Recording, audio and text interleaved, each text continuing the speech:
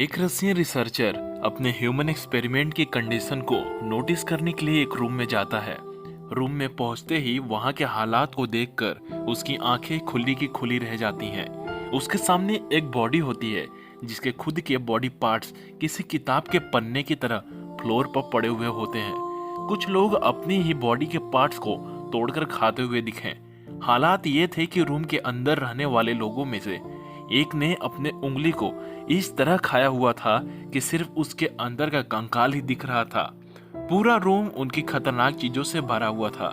ये सब देखकर रिसर्चर के दिमाग में बस एक ही बात आई कि कितना काल्पनिक दृश्य है। इस एक्सपेरिमेंट के इस तरह टर्न होने की उम्मीद नहीं थी। फिर उनको लगा कि शायद उन्होंने फूड सही नहीं दिया था या उन्हें बेड को और थोड़ा कंफर्टेबल बनाना चाहिए था। लेकिन थोड़ी सी ही नींद न पूरी होने की वजह से ये लोग इस तरह पागल हो जाएंगे, ये सोचा नहीं था। आप सोच रहे होंगे कि मैं किस मनगढ़ंत कहानी की बात कर रहा हूँ, लेकिन ये कोई मनगढ़ंत कहानी नहीं है, बल्कि ये कहानी है उस एक्सपेरिमेंट की जिसने पूरी दुनिया को हिला कर रख दिया था। आज इस एक्सपेरिमेंट को देखकर आपको समझ आएगा कि एक एक्सपेरिमेंट कितना खतरनाक हो सकता है और क्या ये सच में वैसा ही था जैसा हमें दिखाया और बताया जाता है। तो चलिए ले चलते हैं आपको शुरुआत की तरफ, जहां हम आपको इस जानलेवा सप्लीमेंट के पीछे का सच बताएंगे। दोस्तों, ये बात लेट 1940s की है, जब सोवियत एरा रिसर्चर्स ने एक ऐसी स्टिमुलेंट यानी उत्तेजित करने वाली दवाई बनाई जिसकी मदद से किसी भी इंसान को लंबे समय तक बिना रेस्ट नींद के रखा जा सकता था। अगर ये सफल होता तो युद्ध के समय ऐसा आविष्कार किसी संजीवनी बूटी से कम नहीं माना जाता। कहा जाता है कि सेकेंड वर्ल्ड वॉर के समय जर्मन के पास B4 मेडिवल मैथफेटामीन बरबट्टी नाम का एक ऐसा ही एस्टीमेट था। उस समय अमेरिका और ब्रिटेन भी अपने सैनिकों की टुकड़ी को कुछ इसी तरह का ड्रग्स दिया करते थे। इसलिए सोवियत भी अपने खुद के बनाए हुए ऐसे ही होममेड स्टिमुलेट वर्जन पर ध्यान दिया हुआ था, जो बिना नींद के किसी भी इंसान को 3 दिन से ज्यादा जगाए रख सके। लेकिन इसको क्लैरिफाई करने के लिए ह्यूमन टेस्ट पास करना जरूरी था। लेकिन ये इतना आसान नहीं था, क्योंकि इंसानों पर इतने खतरनाक ड्रग्स का इस्तेमाल करने के परिणाम कुछ भी हो सकते थे। फिर रिसर्चर्स के दिमाग में एक खतरनाक आइडिया आया। उन्होंने सोचा कि क्यों ना ये काम 1940s के वक्त के युद्ध के समय पकड़े गए कैदियों पर की जाए। सो रिसर्चर्स ने 5 कैदियों को इसके लिए मना लिया। उन्हें प्रलोभन दिया गया कि अगर वो इस एक्सपेरिमेंट में पूरा सहयोग देंगे तो इस एक्सपेरिमेंट के पूरा होते ही उन्हें आजाद कर दिया जाएगा। रिसर्चर्स ने 5 कैदियों को पूरी तरह से सील एक रूम में 30 दिन के लिए ऑब्जर्वेशन पर रखा। यहाँ पर सब्जेक्ट को खाने के लिए ड्राई फ्रूट्स, बिना बेडिंग का सिंपल बेड, रनिंग वाटर और टॉयलेट की व्यवस्था की गई। सब्जेक्ट को सुनने और देखने के लिए उन्होंने रूम में माइक्रोफोन और एक कैमरा लगा दिया। इसके बाद उन्होंने अपनी इजाद की हुई गैस को रूम में छोड़ना शुरू किया। पहले 3 दिन तो बिल्कुल परफेक्ट गई। रूम में मौजूद गैस अपना काम कर रही थी और रिसर्चर इसे देखकर काफी खुश भी थे। एक रिसर्चर्स ने दूसरे से कहा, नाजी मैथ, क्या मजाक है, इंतजार करो, हम दुनिया को दिखाएंगे कि आखिर हमने क्या बनाया है। कॉमरेड स्टालिन तो ये देखकर सबसे ज्यादा खुश होने वाले हैं। वहीं दूसरी तरफ रूम के अंदर मौजूद कैदी अपनी आजादी का बेसब्री से इंतजार कर रहे थे, क्योंकि इन 5 कैदियों को यह बोलकर लाया गया था कि अगर ये रूम में 30 दिन तक बिना सोए रह गए तो इन्हें फ्री कर दिया जाएगा। सो शायद इन मासूम कैदियों को उस वक्त फायदे का सौदा लगा होगा। लेकिन चीजें चौथे दिन से थोड़ी बदलने लगी, जब सब्जेक्ट रूम में युद्ध और काफी चीजों पर बात करने लगे। वो इमरजेंसी और हॉरर ड्रीम्स जैसे विटनेस टॉपिक्स पर बात करते हुए अपना पूरा दिन बिताने लगे। 5वें दिन हालात और भी बेकार हो गई, क्योंकि उनको रूम में वो सब चीज दिखाई देने लगी जो असल में वहां थी ही नहीं। वो माइक्रोफोन के पास जाकर बाकी सब्जेक्ट के बारे में बड़बड़ाने लगे। रिसर्चर्स ये अच्छे से जानते थे कि यह सारा एक्शन नींद न पूरी होने की वजह से हो रहा है, लेकिन उन्होंने अपने एक्सपेरिमेंट को तब भी नहीं रोका। 5 दिन के बाद वो और पागल सी लगने लगे। अजीब सी शक्ल, आंखों में गहरापन के साथ अजीब एक्टिविटी। रिसर्चर्स ये सब देखकर खुश थे, क्योंकि उनमें से अभी तक कोई भी 1 मिनट के लिए भी सोया नहीं था। लेकिन 9वें दिन उस रूम में कुछ ऐसा हुआ जिसने सबको हिलाकर रख दिया। अचानक एक सब्जेक्ट चिल्लाता हुआ पूरे रूम में इधर से उधर भागता दिखाई दिया। वह इतना सेंसलेस हो गया था कि अपने वोकल कार्ड्स को एक बच्चे के खिलौने की तरफ पकड़कर तोड़ दिया। कुछ और दिन बीतते ही रूम में भयानक शांति छा गई और पिछले कुछ दिनों से कोई सब्जेक्ट भी कैमरे पर दिखाई नहीं दे रहा था।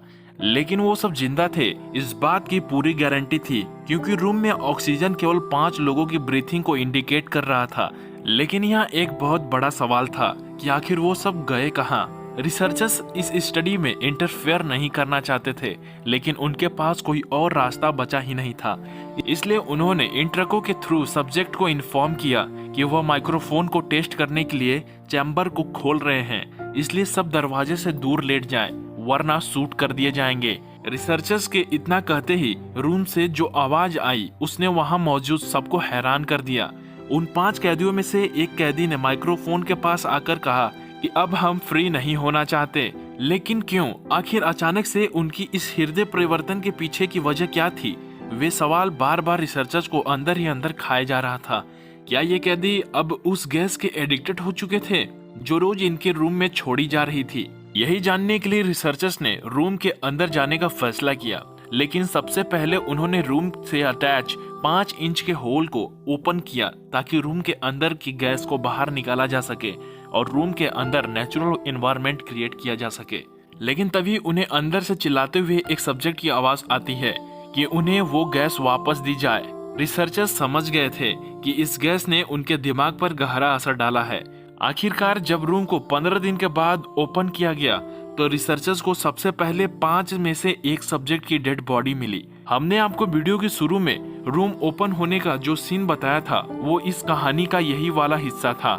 लेकिन सबसे दर्दनाक हिस्सा तो अब शुरू होने वाला है।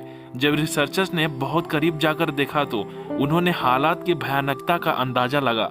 उन कैदियों की हालत देखकर ऐसा लग रहा था जैसे सबने अपने आप को खुद ही नुकसान पहुंचाया हो। रूम का व्यू देखने में एक हॉस्पिटल के पोस्टमार्टम रूम की तरह लग रहा था।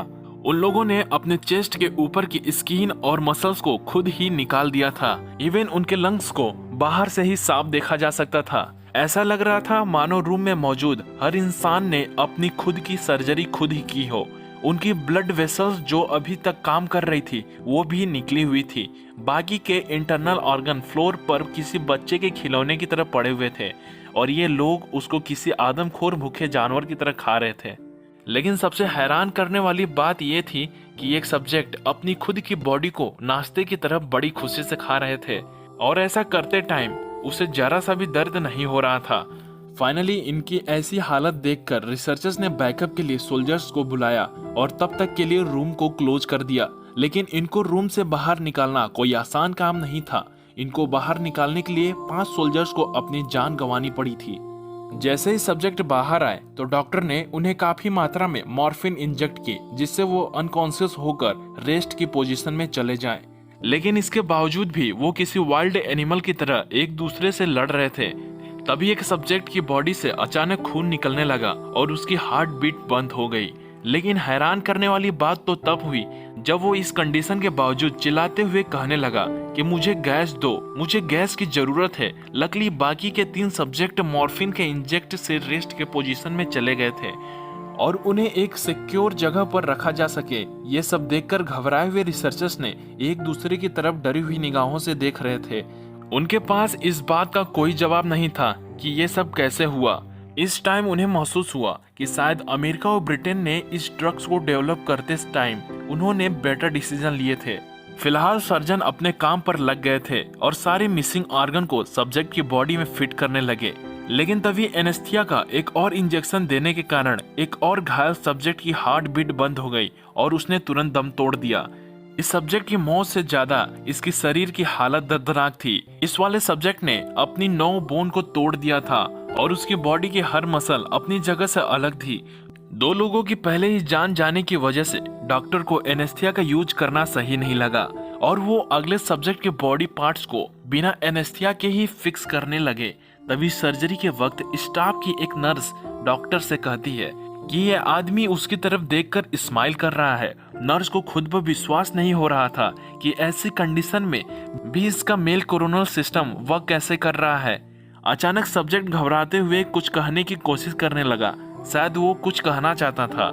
इस बात को समझते हुए नर्स ने उसके हाथ में पेन और पेपर थमाया, लेकिन उस पेपर पर कैदी ने जो लिखा वो वास्तव में बड़ी अजीब था। उसने लिखा कीप कटिंग, यानी उसे अपने आप को कट करवाने में मजा आ रहा था।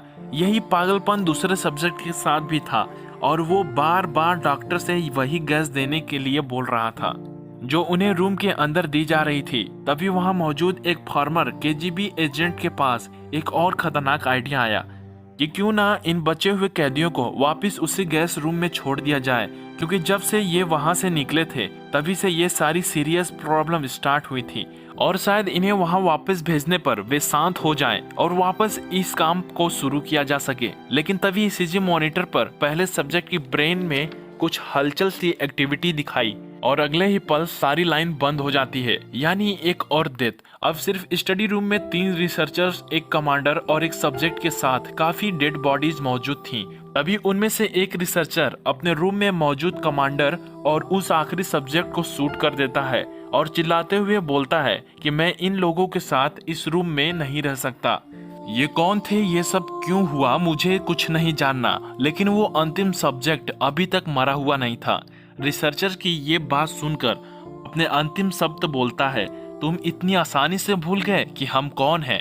हम सब तुम्हारी तरह ही तो हैं। हम वो हैं जिसे तुम रोज अपने आप से रात में सोने से पहले छुपाते हो। हम वो हैं जिन्हें तुमने चुपके से पागल बना दिया और जब तुमसे संभाला नहीं गया तो हमारा ये हाल कर दिया।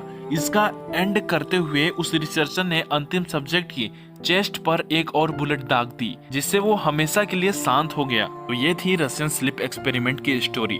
लेकिन अगर फिर भी आप इस स्टोरी के बारे में कुछ और सोचते हैं या इसके बारे में आपको कुछ और पता है तो आप हमें कमेंट बॉक्स में जरूर बता सकते हैं। और ऐसे ही नए नए इंटरेस्टिंग वीडियोस के लिए हमारे चैनल को सब्सक्राइब जरूर कर लीजिएगा। अब मिलेंगे अगले वीडियो में नए एपिसोड के साथ। तब तक के लिए धन्यवाद।